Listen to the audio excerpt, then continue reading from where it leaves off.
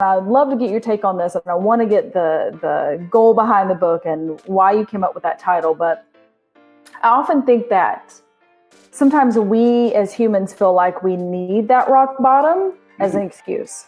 So it's almost like it doesn't have to take that, right? Like it doesn't have to take a pandemic. It doesn't have to take you losing everything or hitting rock bottom to know that you need to do that thing that you've been telling yourself that you need to do for years. Right. Make a change, start a business, get out of a relationship, whatever that means for you as a person. So walk us through that. I would love to learn about the book and why that title. Yeah. So it really came from that one point that I told you. I did hit rock bottom. Like I said, I've been in therapy before. I suffer from anxiety and depression.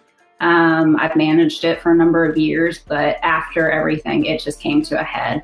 To the point where I actually called my husband home from work. I was concerned. I was just at the end of my rope. And that's when I finally, whatever it was, clicked. And I realized this is not sustainable, obviously. I mean, everybody had been telling me that, right? I knew it. But I felt okay saying that. I felt okay acknowledging it and knowing that I have done literally everything in my power to make it work. And that was okay. That was more than okay. So hitting that point was really what changed everything for me. I never would have had the courage. I mean, I feel like I'm a courageous person, but I still just would have doubted going out on my own, starting my own law firm, thinking like, oh, well, I've never done it. It's like, well, who has? I mean, before they have, right? Yeah. And what's the worst that happens? I go get a job. So that's where this came from. So for me, I did have to hit rock bottom to really switch my thinking and believe that I was enough, that I had done enough, that I was capable of doing this. So I think people, they don't have to. You shouldn't have to. I mean, you grow from adversity, absolutely. I think everybody does. But the reality is you can shift your perspective I think everybody's doing it now. They're thinking about what really matters. Yep. What matters to you. You're never going to be on your deathbed. I don't care how much you love your job, which I love mine.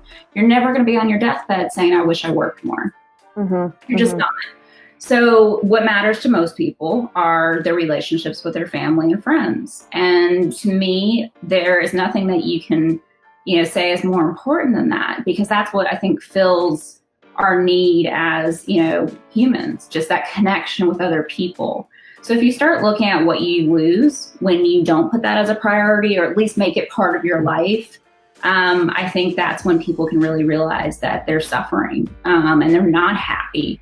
And when they start really breaking it down and realizing what's the worst that happened, what's the worst that is going to happen if I don't, get this client, if I don't have the office that looks like it's $1 million, if I don't win this big case. I mean, yes, there's implications. I'm not making light of that. But at the end of the day, what's the worst that happens?